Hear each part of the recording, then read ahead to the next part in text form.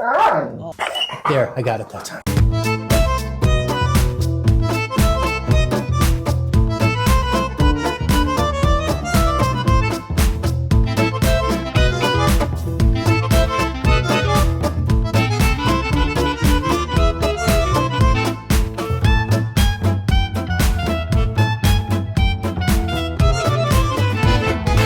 We have Mina here today with her dog Bosco, right, Bosco? Yes, Bosco. Hi, Bosco. You responded to your name. And this is what would we call probably a sheepdoodle? Yes, he's an Old English Sheepdog standard poodle mix. So just a little note, growing up, my father used to breed Old English sheepdogs. Oh, wow. And I he was love Old also, English my dad's sheepdogs. 88 now, but to give you context, he was the president of the Old English Sheepdog Club of Greater New York. That's crazy. That was the full name of it, Old English Sheepdog Club of Greater New York. And we bred dogs, and we had one dog that made it to Westminster and was a champion. Oh, wow. And then we had our personal family dog. That's the one that, she was a female. She was a local champion, but never made it to the big time. But you reminded me of a sheepdog when I saw your face, and they're the best dogs. I love Old English So Sheepdogs. you lived in San Francisco Bay Area for a while. Now you moved back to here 2 years ago. Yes. And then what happened? So Bosco had a problem recently, right? Yeah, so, Bosco is a bigger dog, and he's going to be 11 in July. Until a few months ago, he acted like a puppy. People were always surprised when I told them how old he was. He would go to dog parks, he would go to dog camp and play with other dogs. Dog camp? I never got to go to dog camp. Upstate, and nobody believed that he was 10, almost 11.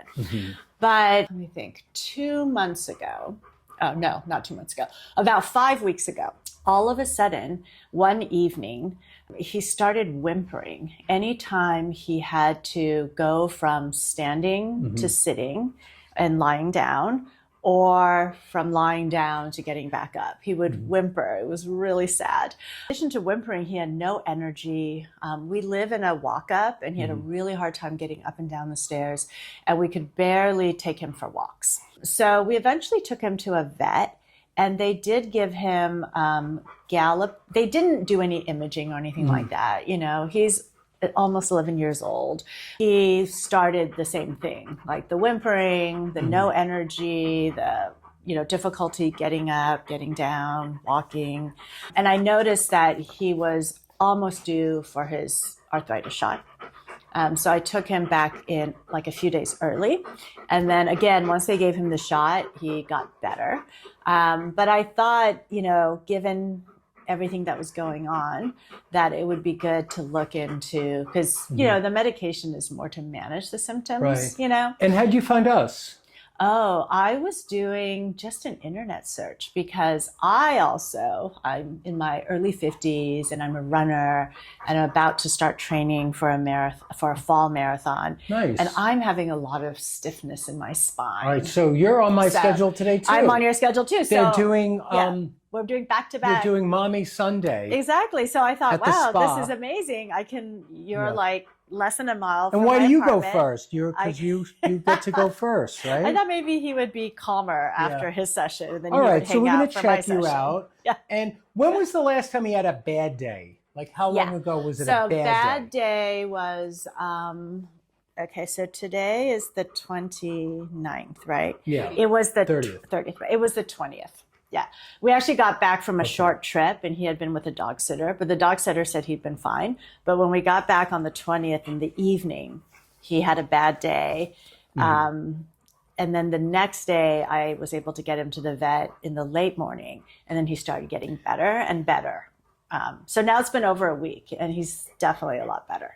And what did you search? Animal chiropractic? I'm trying to remember. What I think it was Because people don't even know to search for that. Yeah, I think I somehow had heard that there are chiropractors for dogs. Yeah. And that's what I searched. And then I came up. Yeah, and then you had, 500 plus amazing reviews.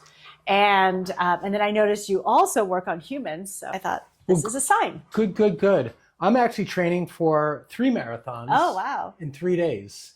Oh, So they're in the mountains. consecutive days? Yeah, so it's in the mountains. Okay. at Park City, Utah. Oh, yes. So day 1 I'm is a familiar with marathon, Park day City. 2 is a marathon, Okay. day 3 is a marathon. Oh, wow. On mountain trails Oh, wow. at high elevation. Oh, my gosh. Which starts at 7,000 feet, goes up to about 10,000 feet, Wow. and meanders through trails and dirt paths. That's crazy. And like you need sticks in some points. Yeah. Oh, that's so crazy. they give you 12 hours a day to complete it. Wow. I think I'll do it in about 9 hours a day. Wow. Because there's not really any place to run too much. It's all walking up and walking down and walking up and walking down. So I've been training for 6 months for this. Oh, wow. But anyway, I'll be able to help you.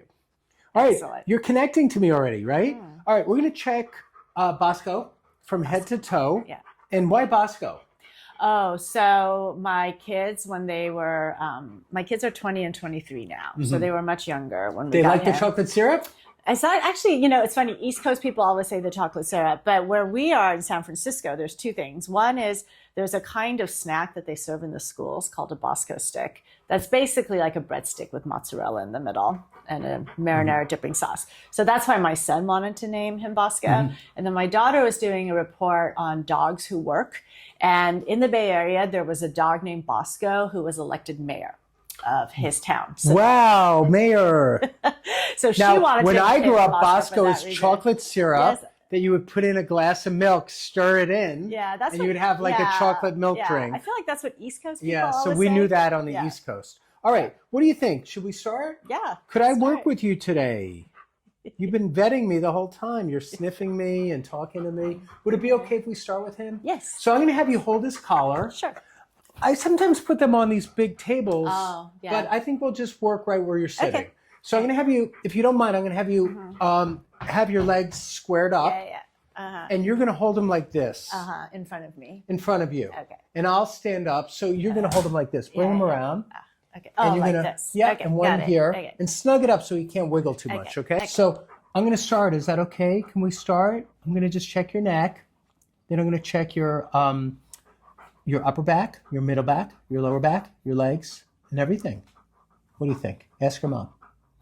Okay? All right, let's start. So I'm going to be up here at the neck first. And I'm checking the spacing between the skull and the first bone, which is C1 or the atlas. And I'm going to pull down on this first bone. So here, you can put your finger in here just a little bit. Okay. And it's this bone right here. Okay. So I'm going to... Nope, I didn't get it. There, I got it that time. All right, babe. It's okay. Don't back up. Move forward. Okay, buddy. And now I'm going to come down the neck. You're okay. It's got a big atlas. Okay. So now I'm going to adjust C6 on the left. There it goes. Got it. Now this is the withers area, T3 through T8. And on a horse we call the withers, but we can call withers on dogs too. And I'm going underneath because I don't mind the harness being on right here. And he keeps backing up, so move forward a little bit. And now we're up in here. And we're in this area here. So now you're going to hold him so he can't turn and bite at me, okay? Yeah. Okay.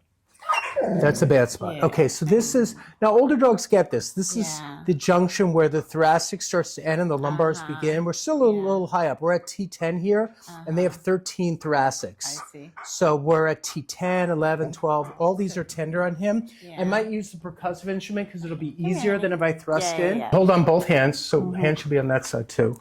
Yeah. So now I'm going to just percuss this area because this is where dogs get arthritis. Yeah. And so do horses. Yeah. And really all quadrupeds because Yeah. gravity starts pulling. And he's a Right. senior dog now, even though he Yeah. looks good. No, he's definitely You a know. senior dog. Yeah. And just because he's has the Hollywood good looks doesn't mean he's not feeling his age sometimes. Okay. Okay, so hold on to him. Okay. There you go. And here's another spot. Good, I got it. All right, so that part's good. Let me move on to something else next. And let's bring you around. So you do him the best you can. Okay. And I'm going to bring his leg back now. Okay. I know. Okay, that's good. And let me check the knee. Yeah. And there, I got that one. I got that hip. That one's a little sensitive. So hold on to him so it doesn't bite me. Okay. And I'm going to adjust that back right hip is out. Okay. Come here, honey. Yeah, you're okay. You're okay. Got it. Yeah, there you go. And there it goes. Good. You're okay. All right, let's let go of him now. Okay. And there's the shake. Good. So that's a good thing. And he definitely needed an adjustment. His back right hip was not great. Yeah. Okay, you're back to me. Thanks for checking on me. Okay, are we friends? It's like we're still friends. Okay, good. I don't know what you're so doing his back there. right hip was a little misaligned. I see. And it's right here. And I also worked a little bit here. Actually, there's one more here.